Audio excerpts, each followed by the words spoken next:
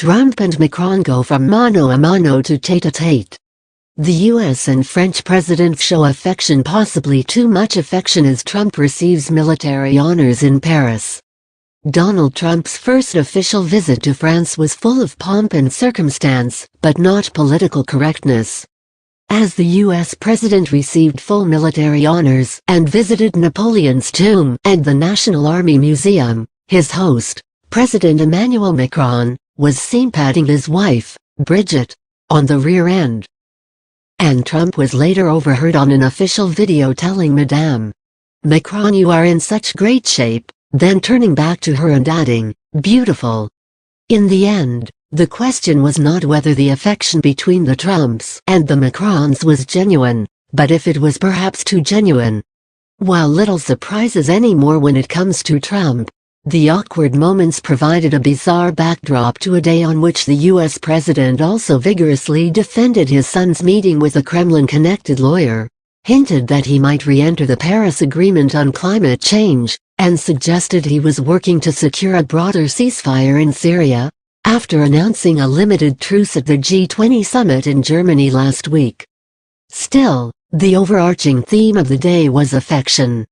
Macron and Trump, who began their relationship with a battle of handshakes that seemed to border on arm wrestling, made a big, public show of their budding bromance, as Trump arrived in the French capital to attend official Bastille Day ceremonies and celebrate the 100th anniversary of the entry of US troops into World War I. If Trump seemed isolated at the G20, it was clear that he had nonetheless found a pal in old Europe, to offset his tense relationship with German Chancellor Angela Merkel. Throughout the day, Macron and Trump touched each other's arms, or put a hand on one another's back. And they could be seen smiling and even laughing together repeatedly, in a sign of clear personal ease. At their joint news conference, Trump waxed at length about the deep friendship and long alliance between France and the United States. He referred several times to the Marquis de Lafayette and French support for the American Revolution against the British. At one point, reaching out affectionately for Macron's arm, he declared, "A friendship between our two nations and ourselves, I might add, is unbreakable." It almost seemed as if the special relationship, so often boasted about by the UK, had somehow been awarded to France as part of a Brexit divorce settlement. The affection and good cheer persisted, even as journalists sought to draw Trump and Macron back to their sharp differences on environmental policy, such as Trump's decision to withdraw from the Paris Climate Accord, and also injected other unhappy subjects into an otherwise upbeat day, including the scandal swirling around the meeting between Trump's son, Donald Jr., and a Russian lawyer. In response, Trump gave a full-throated defense of his son, calling him a wonderful young man and insisting that he did nothing wrong, that most people would have taken that meeting, and that, anyway, nothing came of it in the end. "My son is a wonderful young man," Trump said. He took a meeting with a Russian lawyer, not a government lawyer, but a Russian lawyer. It was a short meeting. It was a meeting that went very, very quickly, very fast. Nothing happened from the meeting, Trump declared. Zero happened from the meeting. As he has often done in relation to the Russian investigations swirling around him, Trump on Thursday sought to draw in the Obama administration for criticism and culpability, saying he had been informed that the former Attorney General, Loretta Lynch, had approved the visa that allowed the Russian lawyer, Natalia Veselnitskaya, into the United States. Macron deftly sidestepped offering any opinion on that matter, saying, "I will not interfere in the U.S. domestic policy," and drawing praise from Trump when he said, "I think it's always important not to interfere in the other's domestic life."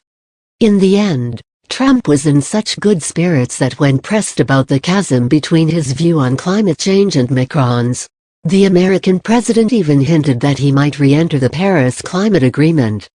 At their news conference, where the leaders expressed a shared commitment to fight terrorism, Trump also boasted of having negotiated a ceasefire in southwest Syria with Russian President Vladimir Putin.